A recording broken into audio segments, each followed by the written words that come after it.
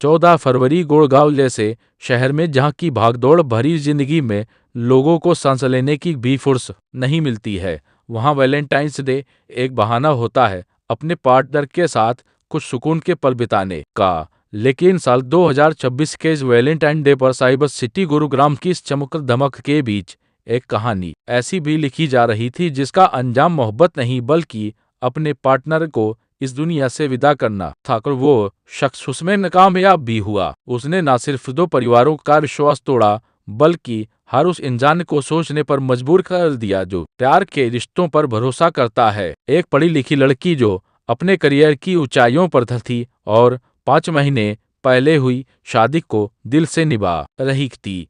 तो क्या है पूरा केस, आइए डिटेल में बताते हैं। जिस लड़की की हम बात कर रहे हैं उसका नाम था महक कथुरिया, जो अपने परिवार के साथ हरियाणा के हिसार में सेठी चौक स्थित तिकोना पार्क के पास रहा करती थी। महक की उम्र करीब 27 साल के आसपास थी और उसकी फैमिली एक मिडिल क्लास फैमिली थी, जहां पिता कृष्ण कथुरिया हिसार में ही सब्जी की दुकान चलाते थे, जबकि महक की मां एक हाउसवाइफ थी जिन्होंने अपनी बेटी महक और एक बेटे नितिन की परवरिश में कोई कमी नहीं छोड़ी थी, चाहे वह पढ़ाई में हो या संस्कार सिखाने में। महक की माँ हमेशा से चाहती थी कि उनकी बेटी पढ़ लिख कर उनकी फैमिली का नाम रोशन करे और महक का भी सपना यही था। इसलिए वह बचपन से ही खूब मन लगाकर पढ़ाई करती थी, जिसका रिजल्ट ये हुआ कि महक ने 12 क्लास में 90% से ज्यादा नंबर हासिल किए और क्लास में टॉपर बनी। इसके बाद उन्होंने दिल्ली यूनिवर्सिटी में दाखिला लिया और वहां से बीकॉम की पढ़ाई पूरी की, वह भी फर्स्ट डिवीजन के साथ। इसी बात से आप अंदाजा लगा सकते हैं कि महक कितनी होनहार स्टूडेंट ही होगी जिन्होंने अपनी मेहनत के दम पर देश की एक बड़ी बैंक में डिप्टी मैनेजर की पोस्ट हासिल की और उनका ट्रांसफर गुरुग्राम में किया गया। हालांकि पहले महक ने अपनी फैमिली से इस बारे में बात की और उन्हें बताया कि उसे जॉब तो मिल गई है लेकिन ट्रांसफर गुरुग्राम में हुआ है। यह सुनकर फैमिली सोच में पड़ गई कि अकेले उसे ऐसे भेज सकते हैं, पर महक ने उन्हें समझाया है कि वह हर रोज उनसे फोन पर बात करेगी, इसलिए उन्हें फिक्र करने की कोई जरूरत नहीं है। बेटी के सेल्फ इंडिपेंडेंट बनने के जुनून को देखकर फैमिली ने भी हामी भर दी और साल 2021 के आसपास महक गुरुग्राम आ रही और यहाँ मौजूद ब्रांच में काम करने लगी। महक में खूबी भी थी कि वह लोगों को अपनी बातों से बहुत जल्दी इम्प्रेस कर दिया करती थी, यहाँ तक कि क्लाइंट से भी काफी अच्छे से बातें करती थी। इसलिए उसे पूरी टीम को लीड करने का काम भी सौंपा गया था। महक अपने काम में माहिर थी और बेहद खुशमिजाज इंसान थी। वह अपने परिवार के लिए वह रोशनी थी जो किसी भी अंधेरे कमरे को रोशन कर सकती थी। महक ने रहने के लिए गुरुग्राम में ही किराए पर एक अपार्टमेंट भी ले लिया था और वह हर रोज शाम को फ्री होने के बाद अपनी फैमिली से बात करती थी ताकि उनका हाल चाल पूछ सके और उन्हें अपना बता सके। इसी तरह करीब 4 साल से ज्यादा का टाइम बीत गया और साल 2025 ने दस्तक दे दी। अब महक अपनी प्रोफेशनल लाइफ में पूरी तरह से सेट हो चुकी थी और उसकी उम्र भी शादी लायक हो गई थी। इसलिए परिवार चाहता था कि महक की शादी करा दी जाए। इसलिए उसकी मम्मी ने एक दिन उससे बात की और पूछा कि क्या उसकी नज़र में कोई लड़का है, अगर है तो वह उन्हें बता दे। इस पर महक ने मना कर दिया और कहा कि वह परिवार की मर्जी से ही शादी करना चाहती है। उसके माता पिता जिस भी लड़के को शादी के लिए फाइनल करेंगे महक उसी के साथ अपना घर बसार लेगी, यानी कि वह अरेंज मैरिज ना चाहती थी। परिवार भी यह सुनकर खुश हो गया और उन्होंने महक के लिए लड़का ढूंढना शुरू कर दिया। साथ ही अपने रिश्तेदारों से भी कहा कि वह महक के लिए कोई ऐसा लड़का बताएं जो बैंकिंग सेक्टर में ही हो और गुरुग्राम में जॉब करता हो, ताकि महक को शादी के बाद कोई दिक्कत ना आए और दोनों साथ में रहकर अपनी अपनी जॉब कर सके। तब महक की एक रिश्तेदार ने उनके पिता को अंशुधन के बारे में बताया, जो पेशे से चार्टर्ड अकाउंटेंट था। वह भी मूल रूप से हिसार का रहने वाला था। अंशुल की फैमिली भी काफी पढ़ी लिखी थी, साथ ही फाइनेंशियली भी काफी स्ट्रांग थी। इसी वजह से उसके घर में किसी चीज़ की कोई कमी नहीं थी और सबसे बड़ी बात तो यह थी कि अंशुल भी गुरुग्राम में ही नौकरी करता था। यह बात जब महक के पिता को पता चली तो उन्हें अपनी बेटी के लिए यह रिश्ता काफी अच्छा लगा और उन्होंने अंशुल की फैमिली से बात करके उन्हें अपने घर आने के लिए कहा। अब क्योंकि अंशुल का परिवार भी अपने बेटे की शादी करना चाहता तथा इसलिए वह भी महक के घर पहुंच जाते हैं और दोनों परिवारों के बीच बातचीत हुई। साथ ही अंशुल और महक ने भी एक दूसरे को देखने के बाद रिश्ते के लिए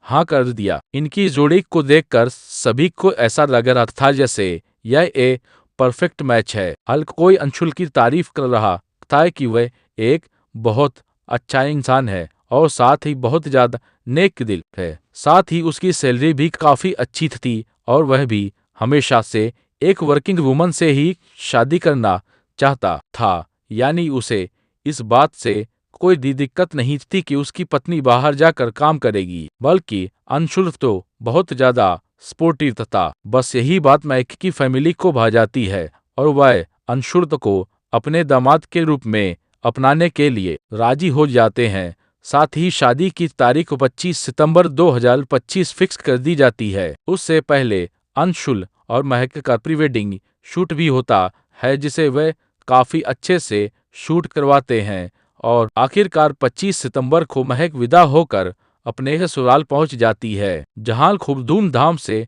महक का स्वागत किया जाता है और बाकी की रस्में पूरी होने के बाद अंशुल और महक 3 से 4 दिन बाद ही घर वालों से मिलकर गुरुग्राम के लिए रवाना हो जाते हैं।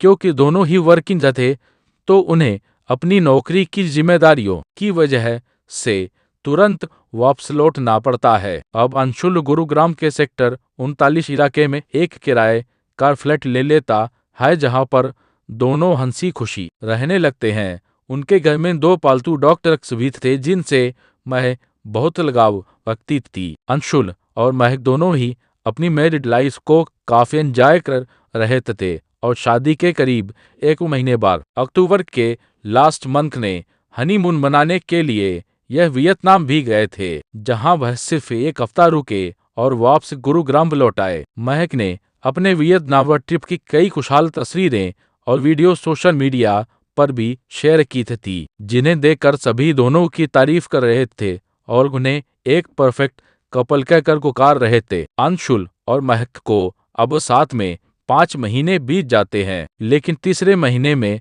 वह अंशुल को एक ऐसी खुशखबरी देती है जिसे सुनकर वह झूम उठता है। दरअसल महक उसे बताती है कि वह प्रेग्नेंट है और यह खबर हर बाप की तरह अंशुल के लिए भी बहुत स्पेशल थी, इसलिए वह महक का अब और ज्यादा ख्याल रखने लगता है। साथ ही महक यह खुशखबरी अपने परिवार को भी दे देती है, जिसके बाद सभी उसे आशीर्वाद देते हैं और आने वाले बच्चे के लिए तैयारियां शुरू कर देते हैं। महक की प्रोफेशनल लाइफ से लेकर पर्सनल लाइफ में सब कुछ बहुत अच्छा चल रहा था। इसी दौरान 2026 में फरवरी का महीना दस्तक देता है और 7 फरवरी से वैलेंटाइन वीक शुरू हो जाता है। पूरी दुनिया प्यार का जश्न मना रही थी। वहीं महक और अंशुल के बीच छुट्टी थी, इसलिए महक उससे पूछती है कि यह दोनों अपना वैलेंटाइन डे ऐसे सेलिब्रेट करने वाले हैं। तब अंशुल कहता है कि चलो हम हिसार चलते हैं, यहाँ पूरी फैमिली के साथ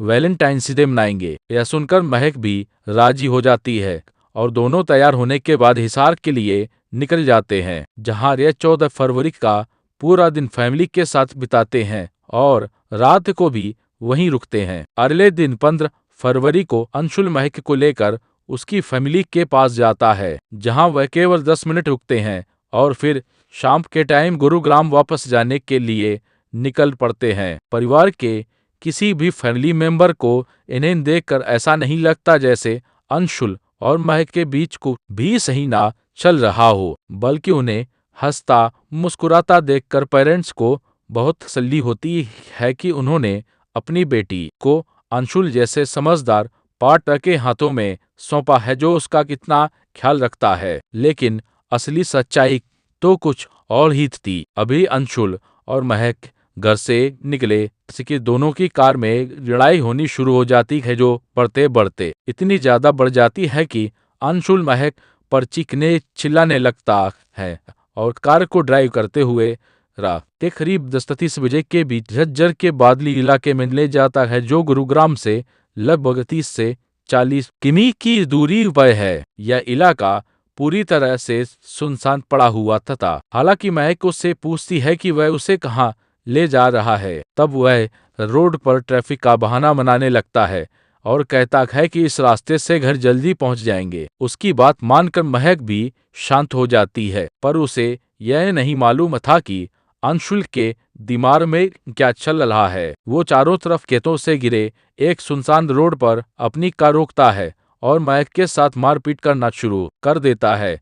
हालांकि महक उसे याद दिलाती है कि वह प्रेग्नेंट है, लेकिन अंशुल के दिमाग पे आज कुछ और ही सवार था। वह पहले ग्लव्स पहनता है ताकि उसके फिंगरप्रिंट्स ना आए और फिर महक को पीटने के बाद उसका गला दबाने लगता है। इसके बाद वह एक बड़ी सी कैंची उठाता है जो उसने पहले से ही कार में छुपा दी थी और उसी के जरिए महक पर वार करता है। यह हमला इतना अचानक और तेज था कि महक को संभलने का मौका ही नहीं मिला और वह मौके पे ही दम तोड़ देती है और साथ ही उसका बच्चा भी चला जाता है जो इस दुनिया में अभी गया ही नहीं था। और अंशुल को इस सब से कोई फर्क नहीं पड़ रहा था। वो महक की जान लेने के बाद डैशबोर्ड पर अपना सर पटकता है और उसके गहने फोन वगैरह को कार का शीशा तोड़कर बाहर फेंक देता है ताकि ऐसा लगे कि इनके संग लूटपाट की गई है और इसी लूटपाट में महक की जान भी गई है। इसके बाद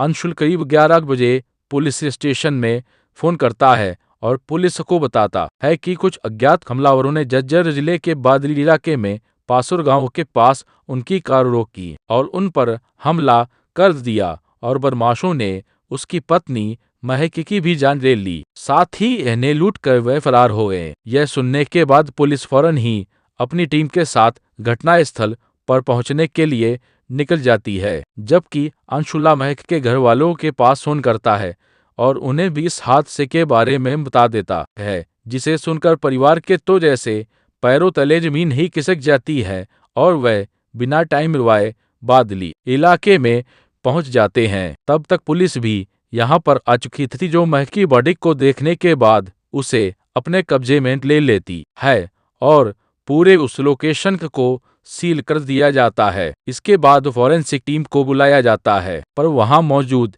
एक्सपीरियंस्ड अफसर की नजर कुछ और ही तलाश कर रही थी। वह अंशुल की कहानी को परख रहे थे जो वहीं खड़ा हुआ था और लगातार रो रहा था। पुलिस को यह समझ में नहीं आ रहा था कि लुटेरों ने जब महक की जान नहीं बख्शी तो उन्होंने अंशुल को क्यों छोड़ दिया और ना ही उसका फोन और कीमती सामान अपने साथ लेकर गए, क्योंकि कोई भी प्रोफेसर फेस्ट चोर ऐसा नहीं करता है। वह सारे सबूत मिटाकर ही जाता है ताकि पुलिस उस तक ना पहुंच पाए। पर यहाँ तो मामला कुछ अलग ही था, क्योंकि सिर्फ महक को ही मारा गया था और उसका ही सामान गायब था, जबकि अंशुल को सर में चोट के अलावा कुछ भी नहीं हुआ था और ना ही उसका सामान गायब था। यह बात पुलिस के दिमाग में शक पैदा कर देती है, इसलिए वह अंशुल से ही पूछताछ करने का फैसला करते हैं और उसे हिरासत में लेकर सबसे पहले यह पूछते हैं कि वह इस रोड पर आया ही क्यों था, उसने